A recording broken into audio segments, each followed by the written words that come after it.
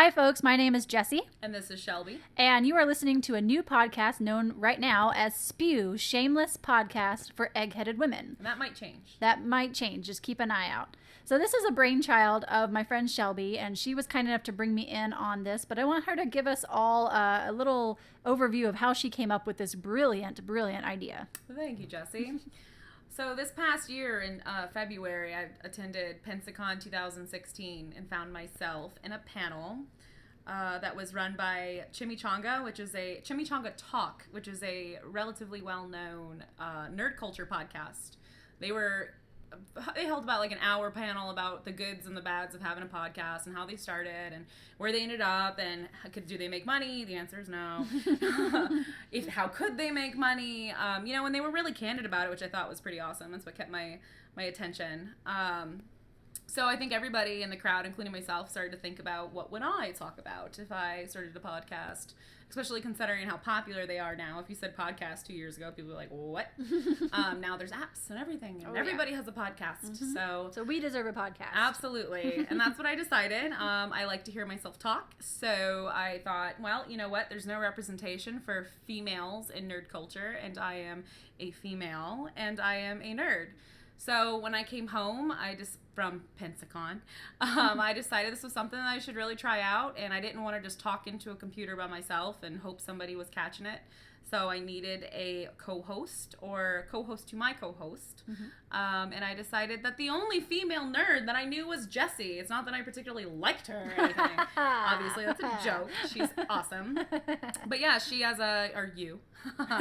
you have a wide variety of interest, and that seemed appealing to me. I feel like we could cover a lot of ground. Absolutely. Mm-hmm. I think it's a great idea. There aren't a lot of female-focused nerd podcasts out there. There's not a lot of female podcasts out there in general. No, there's not. It's mostly of a male-dominated field, and while we love our men folks, we want to get in on this sweet podcast action. Absolutely, even if it's just for ourselves. Absolutely. Okay. So Shelby, tell us a little bit about when did you first realize that you were a nerd? Well, my father, who's also my best friend, he was a nerd. I didn't know it at the time, but because he was that kind of cool guy. He always had friends. He was always out doing stuff. But he also stayed at home and drew fan art for ElfQuest and can quote the shit out of some Star Trek. So he had gotten me into that, especially at the time. I was like his version of a boy. He didn't have my little brother yet, so... he showed me all of his dirty boy stuff, which a lot of them was nerdy stuff, Dungeons and Dragons and the like. He played a lot of video games, so I kind of fell into that with him for bonding time. And then when I realized in middle school that I was a nerd, I also realized that I didn't have that cool element that he did. So naturally, other people confirmed the fact that I was a nerd by calling me a nerd. Yeah. Children are lovely. What about you? What was your yes? Oh my God! Except not. Except not.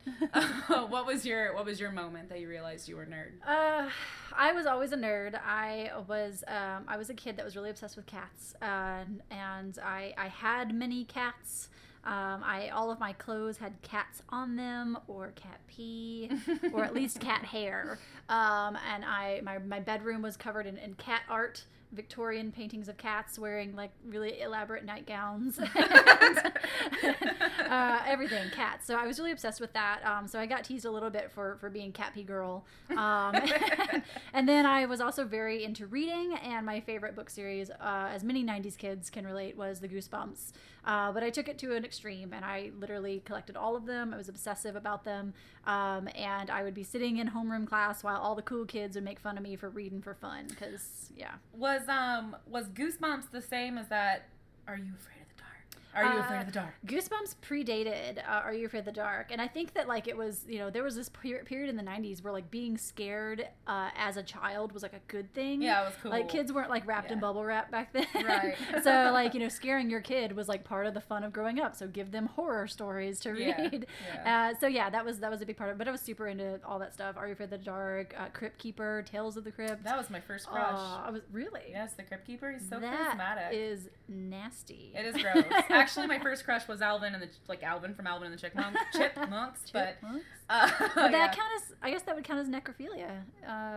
The Crypt Keeper. Yeah. There's gotta be word when they're reanimated. Though, okay, right? there's gotta be figure it another out. word. We'll Google it later. He's just a funny guy. All right, Shelby, why don't you tell me and the listeners a little bit about your top 5 fandoms of all time? Okay. The first one, I feel like I wouldn't be doing 11-year-old Shelby any justice if I didn't list this one first, even though I kind of didn't want to because of the stigma that comes with it, but I don't really care because fuck stigma. But number 1 is Harry Potter. Harry Potter started as a love affair for me, I would say around the time that the third book came out. No, it was actually right before the fourth book came out because my mom brought them home and just kind of threw them on my bed and was like, read these. So I did, like in a night. I was obsessed, immediately hooked. This one was kind of a security blanket for me because I was witnessing a divorce between my parents, which they're both awesome. I love them and they're great friends. So just to get that out of the way. But it was a coping skill for me. I could go in and just kind of get attached to these characters that to this day I have relationships with like Sirius Black that I don't have with most people in my life. So really, I think a lot of my morals came from it. I read them annually. I skip 1 and 2. I go straight to 3 and I read them right through. And then honestly, I skip the last one. Really? I'm not really a fan of it, but that's a whole chapter we can get into. Number 2 of my top 5 would probably be Lord of the Rings. I remember as a child, my dad had tried to read the books to me once or twice, and I wasn't having it because it was just... It wasn't easy to understand. I didn't really get the concept. But when the movie started coming out, it looked interesting. I saw elves. I saw Orlando Bloom's butt. So it was good. It was a lot of hot guys in it. I was at that age. So I went and saw it and fell in love with it and read the books, read them 1.5 million times since then. I have a Lord of the Rings tattoo. Most people typically think that it's Arabic. They think I'm Jewish because it's written in Elvish, but it's probably my up there with Harry Potter as far as how important it is to me. Yeah. Number 3 is also kind of embarrassing. But I feel like I'd be lying to the listeners if I didn't mention it.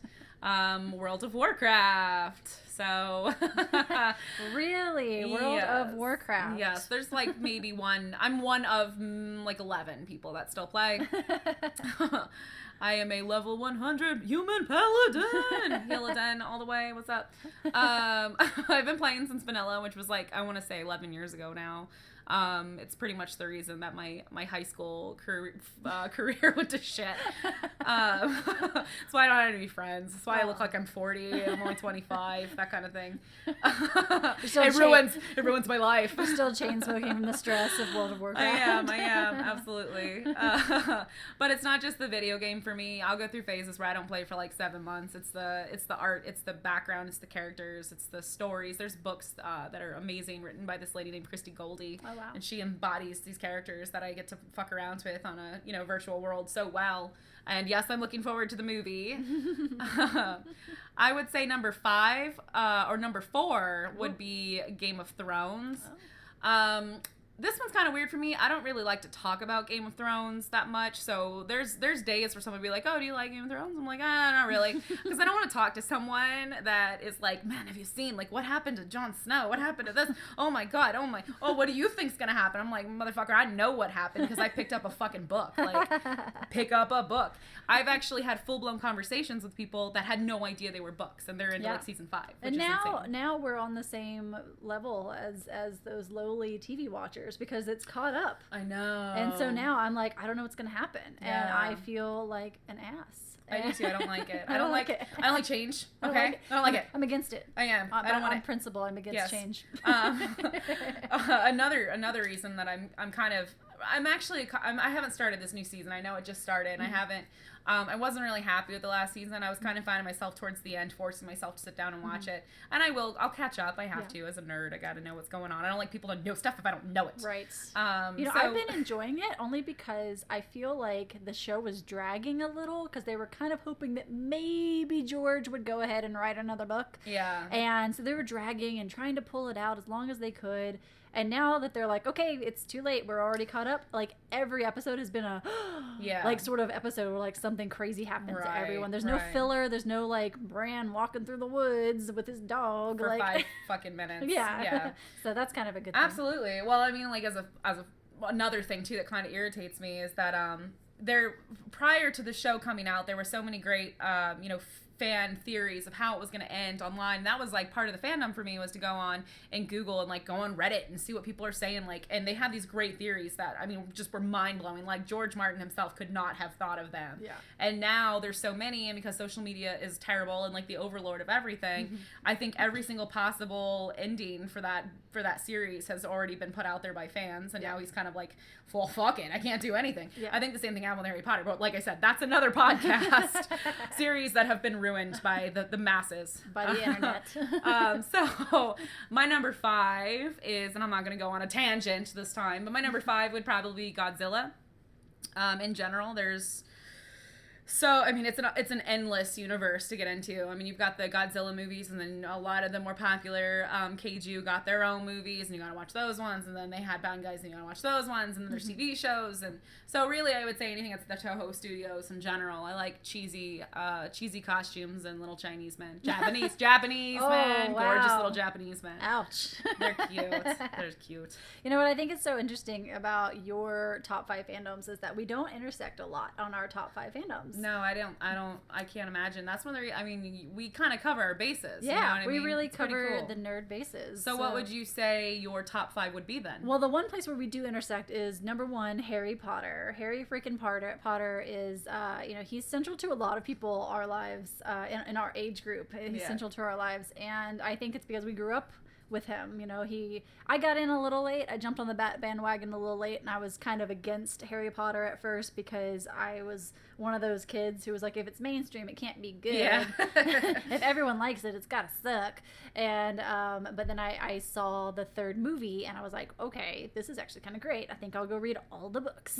Which one do you think was cute? Did you think Malfoy was cute, or did you think that Harry Potter was cute? I always thought Harry was cute, starting with the 3rd one. Yeah, he was a little goofy fucker so before cute. that. Yeah, he was awful looking before that. Yeah. And so yeah, Harry Potter's great. I have a Harry Potter tattoo. I love Harry Potter. I've been to Harry Potter World like 5 times. Benefits of living in Florida. And yeah, big fan. Number 2 in my top 5 is Doctor Who. And The Good Doctor has gotten me through some tough times. That show will make me laugh. It will make me cry, no matter how many times I watch the episodes. I started with the 9th Doctor, who will always be my doctor. He's just the best. He was pretty good. He was great. I was sad that we only got 1 season, but it was one of those things where he never overstayed his welcome, unlike some of the other doctors. Right. Well, I kind of feel like since he was the first one that they brought back, and mind you, I'm not by any means a Whovian. I mean, I enjoy it, but I have a hard time. My eyes start to kind of cross when it gets really complicated and all timey-wimey, wibbly-wobbly. But he was good. I feel like at that time when that season came out with the 9th Doctor, they weren't really sure if it was going to pick back up, so they're like, I only got to sign 1 contract. I wonder if he would have stayed longer, if it had been like immediate, the fandom it is now. I had read that he actually, when he signed on to do Doctor Who, he said he would only do it if he could only do 1 season. I read that he didn't want to become known for just the Doctor, because he'd already had a great career before that, but he wasn't really known to American audiences. Right. And now he is, and I think he had the foresight to see that this was going to be a huge international phenomenon, and it really was. Without becoming like Mark Hamill, who is Joker / Luke Skywalker. Right, exactly. All the time, every time, no matter what. Yes. Number 3 in my top 5 fandoms is the entirety of the Whedonverse. Joss Whedon is my deity some days, honestly. I love Buffy. I have a Buffy the Vampire Slayer tattoo. I love Firefly, Dollhouse, Dr. Horrible Sing-Along blog. I even love Much Ado About Nothing, written by some guy I've never heard of. Oh, yeah. Shake Knife? I don't know. Never heard of him. But man, he whatever strings that guy had to pull to get to work with Joss Whedon, that really was good for his career. Yeah, right? Really good for fucking nobody. Yeah, plucked from obscurity. So yeah, love Joss Whedon. He's one of my problematic faves, but I love him very much. Number 4 in my top 5 fandoms is Battlestar Galactica. Bears beats Battlestar Galactica. Exactly. The only Office joke I know. I love Battlestar Galactica. I love bears and beats. And so those are also 2 very good things. It all goes together. Battlestar Galactica. I started Battlestar Galactica just because it was on Netflix, and I was like, hey, I'll watch this. What is it? And I was blown away with the first episode, and I was so drawn in. And then I love the female president. I love all the politics and space. The best fighter pilot is, an awesome lady. who's complicated. She's got problems. She's not just like some perfect badass. Is it a boy? Is that her problem? No. The other thing that's really cool about Battlestar Galactica is it's also kind of Mormonism in space. Oh, really? Which is interesting. Yeah. And so I enjoy all the different layers of it. So love Battlestar Galactica. Number 5 is probably, it's an unconventional choice in my top 5 fandoms. Not a lot of people are in this fandom, and if they are, they probably wouldn't necessarily self-identify as like nerds in the sense that most people would think of nerds. But I really can't think of anything nerdier than DC politics. Yeah, right. So that's why my number 5. Have you seen what they're wearing? Right, they're pretty poorly dressed. And so my number 5 in my fandom is The West Wing. The West Wing is a political drama that was started in the late 90s, like 1999, I think. And it follows a fantastical story of a dream... Excuse you. A dream president, a Democratic president who is just, you couldn't dream up a better president than President Bartlett. Just a great guy. And it follows him and his staff over his 2 terms in office. Sorry for the spoilers, everybody, but he does win that second term. And it's just a great show. You get to, it's all about policy. It's all about, relations between people in politics, how a bill gets passed, which a lot of people don't realize how difficult sometimes those decisions can be. And this is literally the nerdiest I've ever heard you be. I know. Do you know what goes behind passing a bill? It's such a big deal. And the best thing I think about West Wing is a lot of people, who are DC insiders say that it's the most realistic kind of representation of what goes on in DC. So I just love it. I'm a huge nerd for West Wing. If I could get a West Wing tattoo, I would. But there's not a lot of imagery from the West Wing that doesn't just come off as kind of like weirdly nationalistic or like obsessed with the White House, which that's the kind of stuff that gets you on terrorist watch lists. So. So, did you kind of like pick these out in your head? I mean, we kind of talked a little bit like, top 5 fandoms. We've talked about it a lot in the past. It's one of those things all nerds talk about with their friends. Did you have a hard time picking your top 5? I did, and part of it's because one of my least favorite things in the world is ranking things. I don't like assigning value to things based on how much I like them or don't like them because, God, it depends on my mood for the day. But, honestly, I struggled with not considering myself an expert in any of my fandoms. Even though I love them, and even though I consider myself mildly obsessed with all of them, I wouldn't pass a trivia contest on any of them, honestly. Right. Like, I don't retain things. I forget characters' names. I forget location names. So, one of the fandoms that I love and I have a lot of stuff of, like I have a lot of memorabilia and things of, is Star Wars. Yeah. Everyone loves Star Wars. You're an American, aren't you? I'm an American. I love Star Wars. But I don't put that in my top 5 fandoms because, part of me was a little over Star Wars until this most recent film came out. Right. And that sort of reignited my love. But also, Star Wars fans can be really intimidating. They can be really shitty. They can be really shitty. They can be really intimidating. They still, if you don't know what obscure battle happened on what obscure planet, then... Wait. Not all Star Wars fans not are all shitty. Star Wars fans, because we're Star Wars fans and we're not shitty. Yeah. But I don't have a good memory either, so I'm forgetful of characters' names. Even characters I like, I forget their names. I've never read any of the books. I don't really like the video games. I played Star Wars Legos. Yeah. That was fun. The Lego Star Wars game, that was fun. So like, I don't know. I even though I love it, I felt like if I put it in my top 5, then someone's going to be like, oh, well, what about, episode 2? What planet was that one stormtrooper in the scene at 23 minutes into episode Hertadur? Yes. Where was he born, Jesse? Exactly. Yeah. I was like, I don't want to fight. I just like Star Wars. But You know what's funny? I just realized that I said that, and now people are going to be like, stupid girl. They're clones. It's only one person, and he was born here. Yes. I know, you fuckers. Exactly. So yeah, I felt a lot of pressure of not being an expert in any of my fandoms, even though I love them and I dedicate a lot of time to them. I worried about my feminist nerd street cred being questioned. Well, I mean, I think that's something we can pretty confidently say we're starting the whole feminist nerd. I mean, there's feminist nerds out there, but I feel like there's a lot of the times people, they separate them. I'm a feminist, comma, I'm a nerd. Well, that's not right grammar, but you know what I mean. Feminist in this category, you know, nerd in this category. But it's funny because that's actually the exact same reason I struggled a little bit to think anytime I've been asked to rank something. I don't have like a weird aversion to numbers like you do. I hate it. But I actually love ranking things. I'm a list maker. I rank ranking things at the bottom of the favorite of the list. things. That was actually something that had kind of crossed my mind more than once before as a nerd. You know, even with things that I do know really well and that I'm confident I know more than the person that I'm talking to. And yes, I'll say like more often than not a boy, because there's always going to be more boys than females openly into certain fandoms. I'll still get nervous just because I know, and you can see it. And this might be kind of like, hopefully to our open-minded male listeners, they're kind of like, okay, I can see that. But for those that might not, I mean, it's an issue. Like as a female nerd, there's a lot of anxiety in that. There's something you love, and the person in front of you loves that thing too. You want to talk to them. You want to feel that like kinship with somebody, and you kind of feel like they're standoffish because you're a female. And I would say probably 2 out of 3 times that I say, oh, I really like Star Wars, for example. They're like, so who got you into it? Your brother, your dad, or your husband, or your boyfriend, or, you know, and that's kind of, it's shitty. It's definitely shitty. It's great when it's something you know a lot of and you can just wipe the fucking floor with them. Unfortunately, I still get that anxiety. You know, I mentioned World of Warcraft is one of mine, and MMOs in general, especially video games all the way, but like MMOs especially, because it's a community-based game.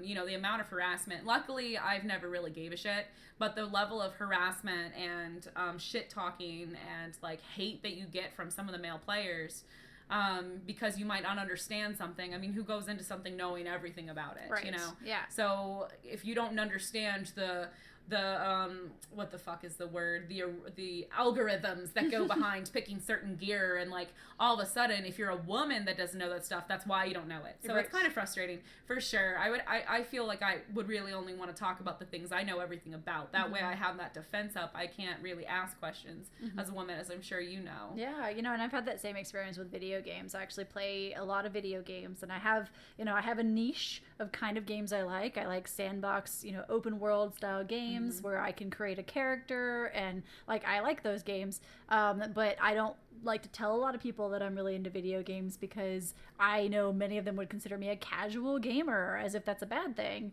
And I'll spend an entire day playing one video game. I'll sit there for 4, 5, 6 hours and play a video game. But I, probably still am a casual gamer, because I don't get super immersed in the story or super attached to the characters. I'm just like, look at me, I'm shooting electricity out of my hands. This is awesome. So fuck you, science. Yeah, and like I'm just having a good time. But people will definitely question your credibility if you are not obsessed to their level. Yes, and I hate that. It's worse with women for sure. Yeah, absolutely. Yeah, definitely. And if you haven't kind of already caught the tone thus far. We're not going to be shoving the F word down your throat. We really are nerds. We're girls. We're nerds. We don't talk about girl stuff. We don't talk about nerd stuff. Unfortunately, for some that might not be interested, we're pretty smart girls. So we want to talk about the things with this podcast. It's kind of a platform for us to really fill in that gap. We're here. We're not, well, we're here, we're girls. Get used to it. Right, we want to talk about nerd shit. You won't let us talk about nerd shit. When you want to talk about it, you're going to listen to us talk about it. That's right. Or not. It's okay if you don't listen. Right. But we hope you do listen. So if you are still listening, we decided to do a little game, kind of lighten the mood, get into the tone. As mentioned, this is our first podcast, so we still want to make sure that we're funny. I mean, we think we're funny, but we got to let a couple people listen to it. So what we're going to do here in the last 10 minutes or so is play a game. I devised a fun little game in which I wrote a couple of different fandoms, actually about 20 different fandoms, some of which, I mean, it's not all ones I know, some of which I know, some of which I don't know, some of which I know Jesi knows doesn't know. So we're each going to take turns for 30 seconds and describe that fandom, whether it's one we know or don't know, as accurately as we possibly can. If it's one we've never heard of, fucking make it up. Okay. So 30 seconds apiece. All okay. right. Okay. And then we'll have a friendly little tone to let us know when our 30 seconds is up. You gotta stop. You gotta drop your pen. No matter what you're saying, mid-sentence, you have to stop talking. Wham bam, thank you, ma'am. All right, here we go. So go ahead and draw my fandom, and when Shelby says the name of the fandom, I will start the timer. All right. So, Miss Jesi, When we're nice and rich, we'll have like some nice background music. Yeah. Like, okay. So, your fandom to describe in 30 seconds or less is... Wait. Swamp Thing. Swamp Thing. No, that's literally all I know. Was it just a song, or was there more to it? Okay, I remember there being a song. I have vague memories of that being a show in the 80s. I don't think anybody watched it, and if they did, that's amazing. I assume it's about a creature who lives in the swamps. And I bet there's some lady who loves him. Because there's always some lady that loves him. No matter how disgusting the guy is, there's always some lady that loves him. And and that is my time, ladies and gentlemen. Real fast. Have you really never heard of Swamp Thing? Because you pretty much nailed it like right on the head. I have vague memories of there being a show in the 80s. Was there really a lady that was in love with him? Yes, there was. That's it was a love story. I'm not surprised. I really... And he was gross and slimy. I probably watched it at daycare. Yeah. Yeah, that's... Yeah. Really... That repressed memory. It's there. Right on. That's disgusting. All right, All right, my turn. I'm going to now draw a fandom for Shelby to describe in 30 seconds, and then our lovely Tone will let us know when her 30 seconds are up. All right, Shelby, your fandom is Mass Effect, the video game. Fuck. Okay.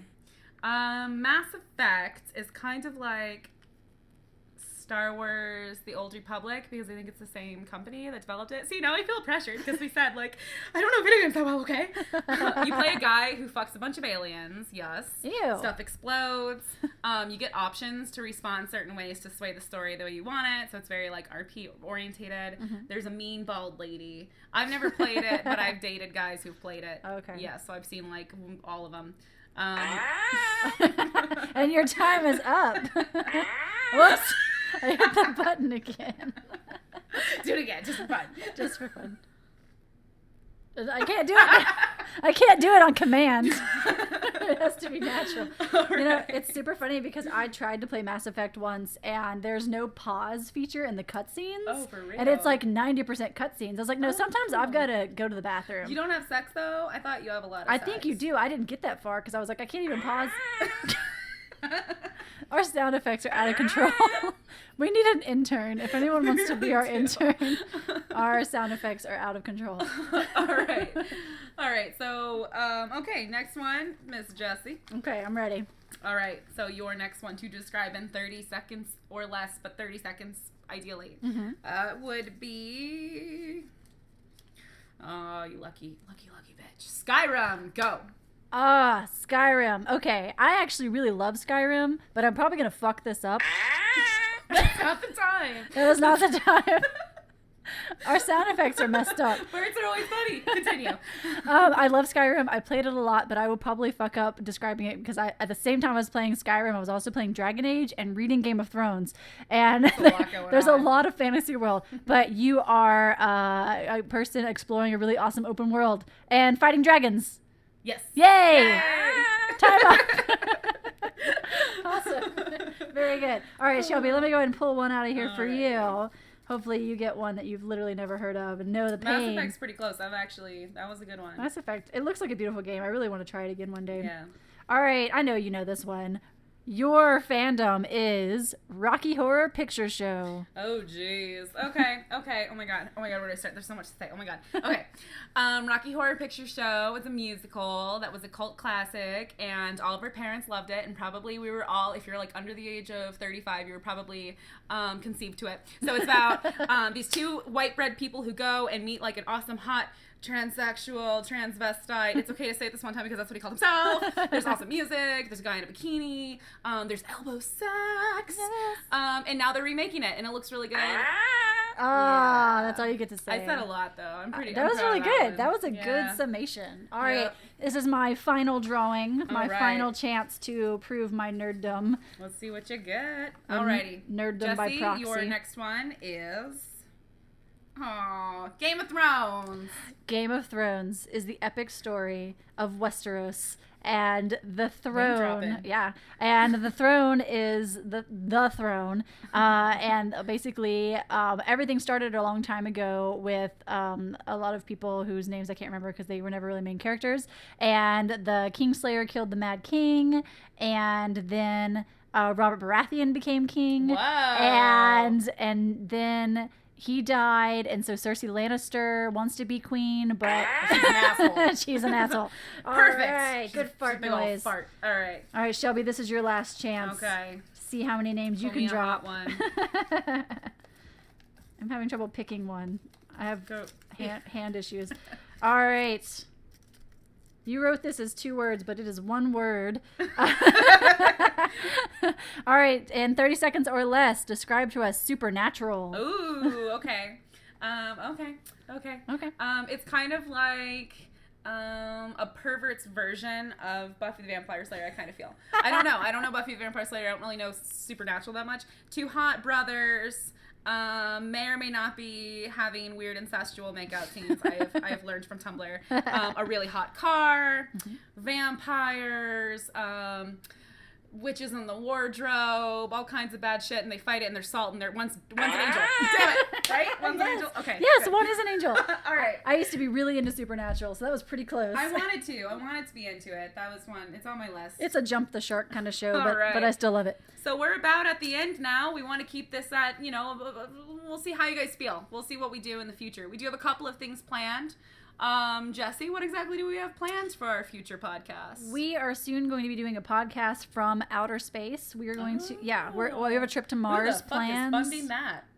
That is sponsored by Squarespace. Can they also get us better fart machines? Yes, I hope so. Our fart machine needs to be replaced. No, in the future, we're going to be talking a lot of really cool topics. We really want to focus the show on all the different politics and current events of nerd culture, game culture, female representation in our fandoms.